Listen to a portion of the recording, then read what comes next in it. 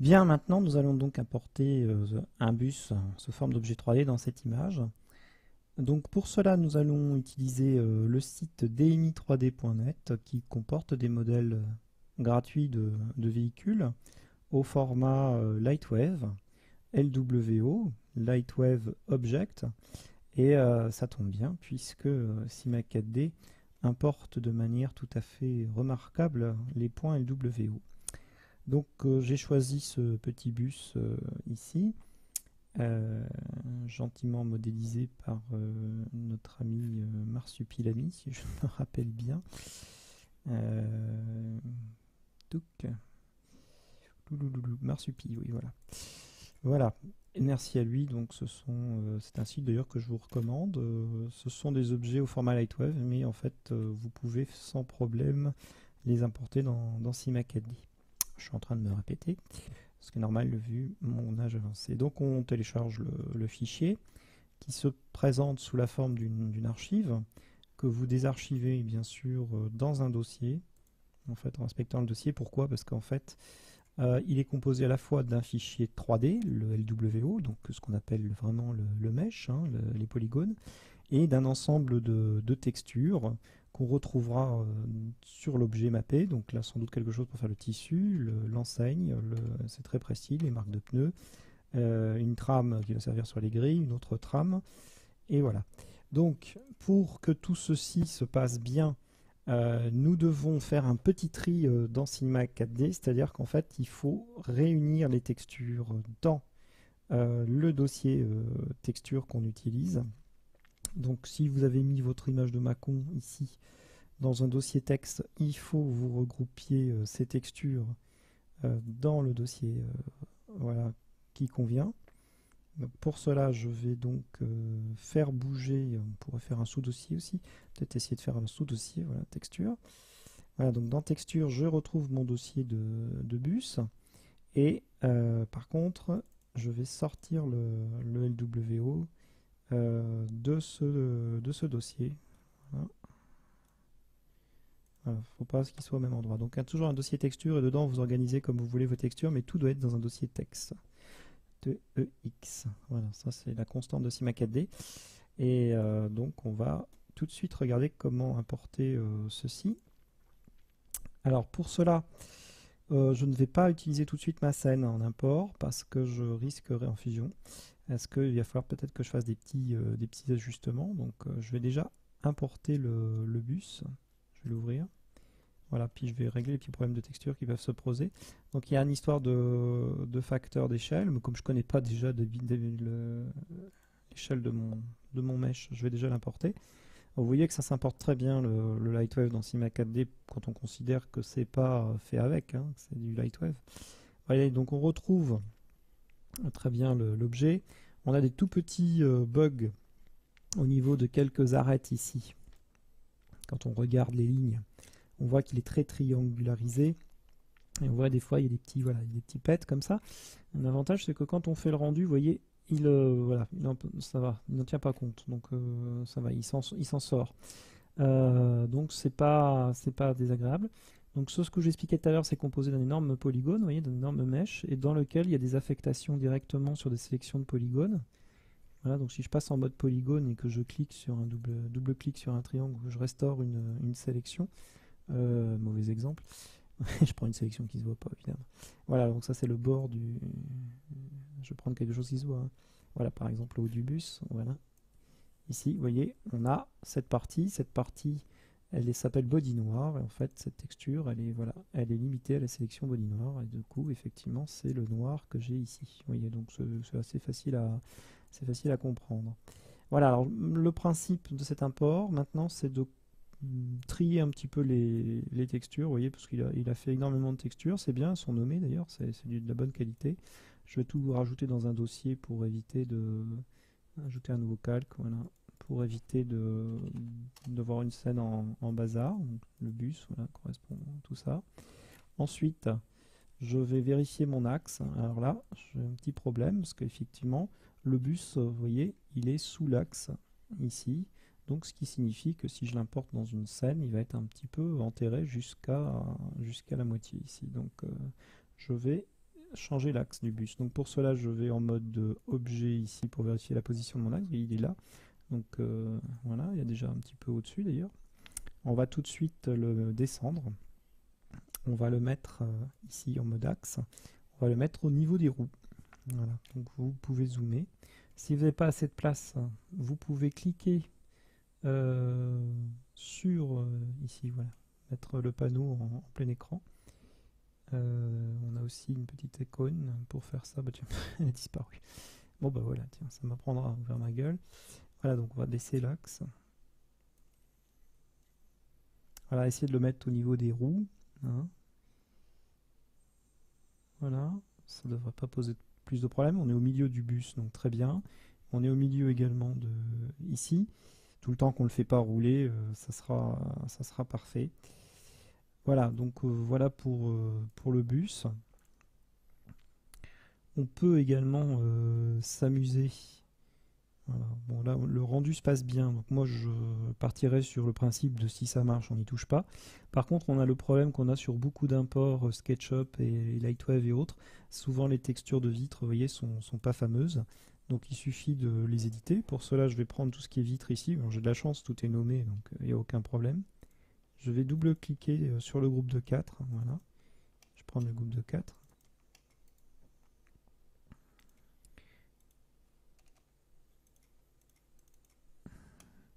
Et je vais changer ici les valeurs. Donc pour cela, je vais dans la transparence.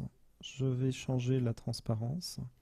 Elle est blanche cette transparence. Elle est grise, vous voyez. Donc ça ne peut pas être transparent. Sous Cinema 4D, les transparences, elles sont vraiment très, très claires. Donc il faut que j'aille vers du blanc. Vous voyez, ici. Je peux y aller, hein. Je peux faire un 98% de transparence. Et le blanc qui est au milieu, en fait, c'est la spécularité qui vient cramer. Vous voyez, elle est très étalée, elle est absolument, pas très belle, en fait, un peu dégueulasse, pas du tout réaliste. Donc là, sur des vitres comme ça, on pourrait vraiment avoir une toute petite spécularité, ouais, des petits points pour vraiment, quand on est en face, il se passe quelque chose. Vous pouvez éventuellement l'enlever si ça vous embête. Rien que ça, déjà, vous allez voir ce qui va se passer. Vous voyez, d'un coup, voilà, on a de la vraie transparence et on arrête d'avoir n'importe quoi. Alors par contre, si on reprend l'image de référence, c'est vrai que le bus peut avoir des vitres teintées. Donc, si vous voulez le teinter, bah, vous allez dans la transparence ici, puis vous allez un petit peu sur du vert. Vous voyez, vous arriverez assez rapidement à teinter vos vitres. Voilà. Attention, ça va vite, hein, la teinture. Sur la transparence, ça se voit énormément. Voilà. Donc un tout petit peu, c'est pas mal.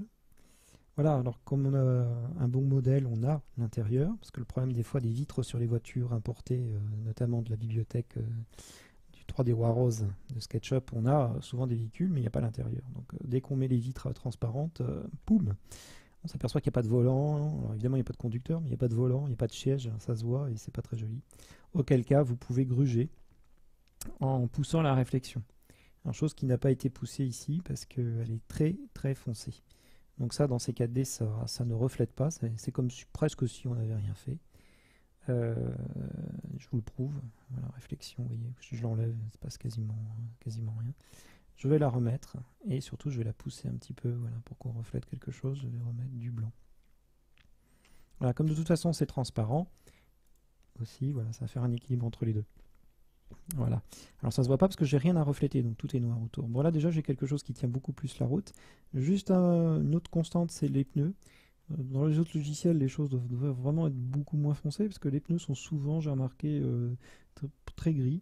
Alors n'hésitez pas voilà, à les baisser, à prendre une couleur beaucoup plus foncée. Hein. Les pneus c'est noir hein, quand même, hein, même s'ils sont un petit peu usés. Voilà. Et enfin, le relief ici, dès qu'on a du mapping, donc le relief est fait avec ce mapping, c'est intéressant. Voilà, je vais me passer en SAT pour que ça soit plus doux, vous voyez, sur le motif.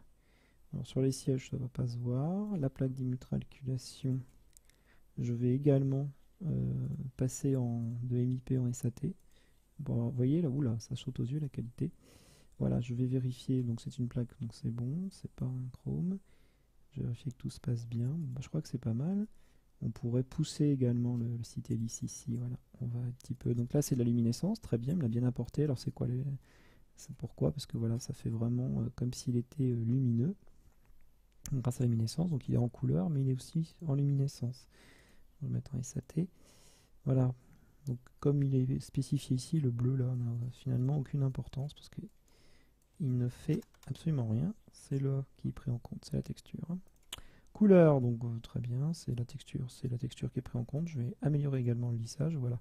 Et du coup, j'ai un tout petit peu plus d'honnêteté également sur voilà, sur mes caractères par rapport à tout à l'heure. Voilà, je pourrais également continuer comme ça, avoir un peu plus de chrome. On va juste un tout petit peu améliorer la peinture. Voilà, donc on a la chance d'avoir une peinture ici qui est uniforme. Et là, pareil, on va pousser un tout petit peu tout ça. Alors pour cela, on va s'inspirer de la couleur qui est ici. On va la conserver, cette couleur. Donc je vais aller chercher le sélecteur de vignettes de stockage ici pour pouvoir conserver la couleur. Je la fais glisser. Et je reprends ma couleur dans la réflexion. Voilà ce qui n'est pas fait. C'est pour ça que ça reflète mal. Je dois à tout prix avoir voilà, à peu près la même couleur en réflexion, voilà, pour avoir un beau chrome. Et là, du coup, je peux baisser l'intensité de la réflexion. Voilà, parce que j'ai pas besoin que ça soit non plus. Voilà, donc entre une peinture très reflète, ça dépend si mon carré il est tout neuf, s'il vient d'être lavé, etc. Et je pourrais également mettre du flou dans les reflets un petit peu avec ici. Voilà. Et ce que je vous disais tout à l'heure, vous pouvez également mapper un environnement, mais là je pense qu'on va avoir un petit environnement, donc ça va être bien. Voilà pour le bus. Donc quand je suis content, j'enregistre. Comme j'ai importé du Lightwave, il m'a fait un point LWO. Enfin, en fait, dans sa tête, c'est un point LWO. Dès que j'enregistre, en fait, le point LWO disparaît. Il sera écrasé par le bus normal. Voilà. Alors, je vérifie bien que j'ai mis les axes. Et j'ai oublié, par contre, c'est que j'ai mis l'axe 0. Je ne suis pas sorti du mode axe, qui est une erreur. Et surtout, il est resté voilà, il est resté enterré, donc je remets bien à 0. Vous voyez, l'idée c'est que quand je mets les coordonnées de l'objet à 0, j'ai bien mes roues sur le sol ici parfaitement. Hein. Si je crée un sol, je dois avoir voilà, le sol là où il doit être, hein, donc un rendu sur le sol et pas le bus enterré dans le sol ou la moitié du pneu dans le sol. Hein. C'est ça l'idée. Comme ça, quand j'importe ça, et bien c'est parfait. Donc là, je vais fermer. Voilà, je vais retrouver ma petite scène du compositing à Mâcon avec ma rue et je vais importer le bus. Alors il n'y a pas d'import dans C4D, c'est assez oui, c'est remarquable. Soit on ouvre directement les fichiers, hein, c'est le cas d'Illustrator par exemple, soit on fusionne en fait, l'import on fusionne, c'est-à-dire on importe dans la scène sur laquelle on travaille, on fusionne le fichier qu'on importe. C'est pour ça que je voulais avoir un bus bien fait du premier coup pour pas avoir à manipuler, parce que là j'ai une caméra de calée, etc. J'ai pas envie de m'embêter. Donc j'importe via la fusion en fait. Hein. Voilà. Fusionner, je vais chercher mon bus C4D évidemment. Voilà. Je vais pouvoir déplacer le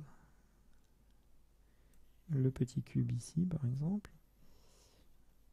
Ça me servira toujours de référence. Et je vais aller voir où il m'a mis mon bus. Donc comme il m'a calé une caméra, le bus, une fois de plus, est à l'origine.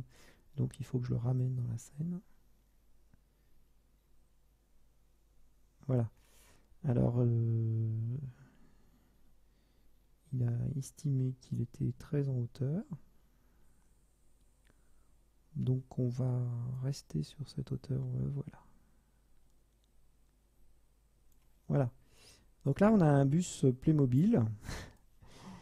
Et là, vous remarquerez que toute la partie ligne de fuite est toujours absolument cohérente, il n'y a aucun souci avec ça. Par contre, j'ai un bus qui est plus un jouet. Alors effectivement, on n'a pas de cohérence dans les échelles des objets 3D, donc si ce bus a été modélisé sous Lightwave, c'est pas forcément à l'échelle Cima 4D, et même sous Cima 4D, il y a des gens qui ne modélisent pas à l'échelle. Donc vous voyez un petit peu la taille de l'objet ici dans taille plus.